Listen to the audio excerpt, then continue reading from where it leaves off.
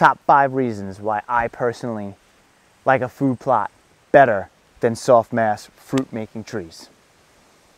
What's up, ranchers? Welcome back to the ranch.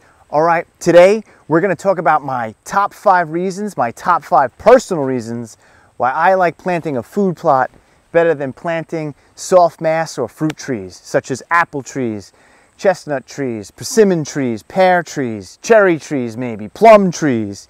Those are all your soft mass trees, and this is my personal top 5 reasons why I don't like these soft mass fruit trees over as to planting a food plot. My number 5 reason is trees are kind of expensive. So you're gonna buy a tree, not like this beautiful 15-year-old apple tree here. This tree took 15 years to get this big, and if you wanted to buy a tree this big, I think there's some farms that'll sell them to you, but you're gonna pay a very pretty penny to get a tree that big into your ground that's gonna make apples right away. Now, when you buy an apple tree, they're gonna give you something that's like this goldenrod here, about this big three foot whip, and you're gonna stick that in the ground, and that's gonna cost you $30, depending upon where you're getting your apple trees, and that's for one tree. So my number 5 is that they're expensive. Number 4, they are slow growing. Yeah, this looks gorgeous, but it took us 15 years to get here. Your standard apple tree, like I just showed you, is going to be this whip, and you're going to put it in the ground, and you're going to wait 3 to 5 years for it to make its first apple. So that's not great. Your food plot will make food immediately. If you put it on the ground, it's going to grow. So that's my number 4. My number 3 reason why I don't like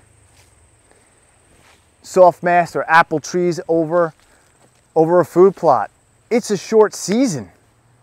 So yeah, the trees are going to drop apples in September, maybe October, maybe end of October if you got a good apple tree in your area, in your growing zone, that it'll drop during that hunting season. But for the most part, your attraction's going to be ending when you want to get in the woods and hunt the deer, hunt the animals that may want these apples.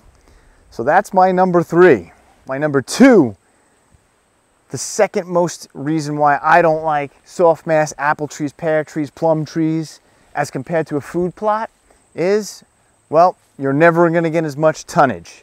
So yeah, this is a gorgeous looking apple tree, and I'll probably get a whole bunch of apples around this one tree, but my smaller, younger apple trees, they're going to make a dozen apples, which the deer are going to eat pretty quickly and just move on. Yeah, there may be a couple of week attraction as those dozen fall, but again, short season. I'm not liking that. Food plot's going to last the whole season for me.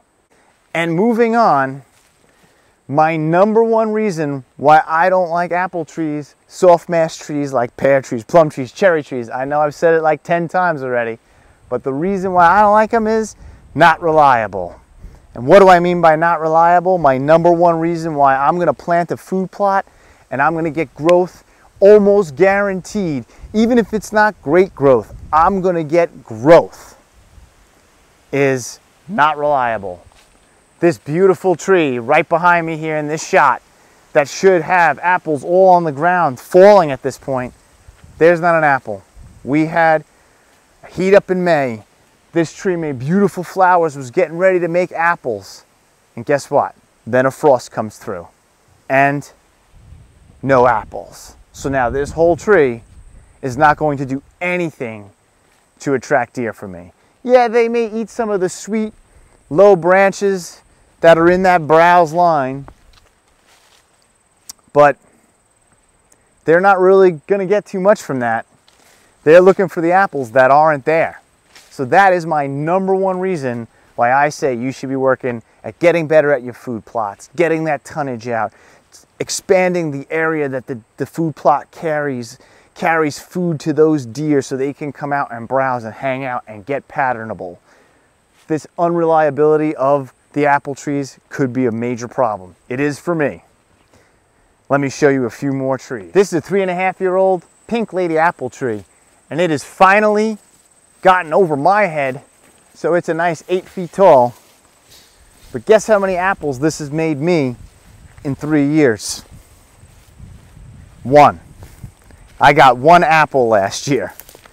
This year, it looked like it was finally going to make some apples, and the frost that killed the other tree I showed you also killed this tree.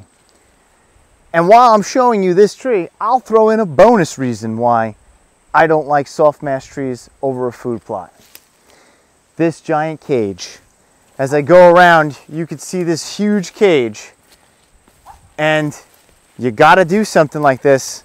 Otherwise, when I put in that little whip 3 years ago, that was the size of maybe one of these offshoot branches, the deer would have just came through and ate that down to the dirt.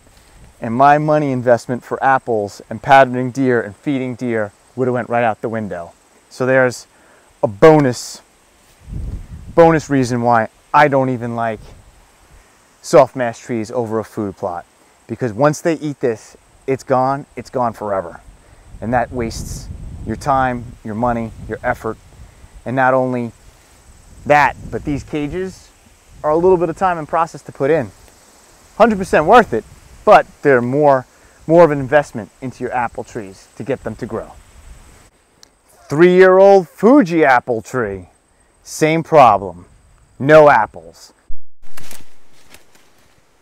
So this is my 2-year Chinese chestnut.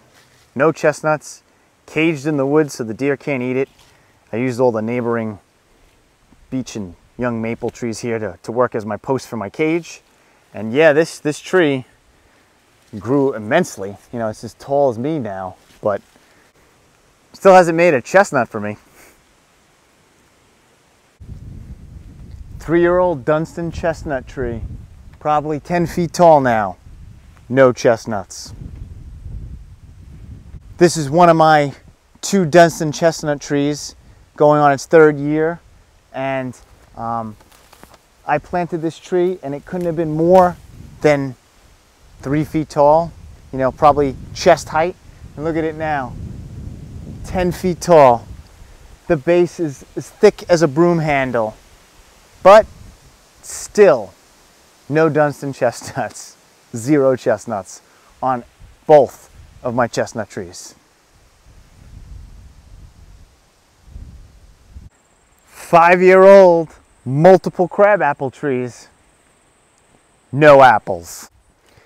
And let's look in contrast behind me, my food plot. 2 weeks out from the season, lush, green, all sorts of wonderful things popping and growing for my deer.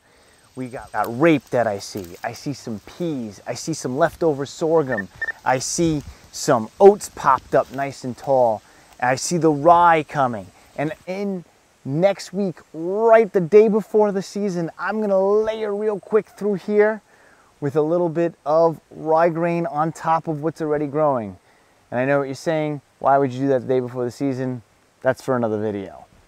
All right, guys, but this is what you want as compared to a soft mash tree that's gonna be unreliable, gonna be expensive, gonna not produce. This produced, and the deer are in here feeding constantly.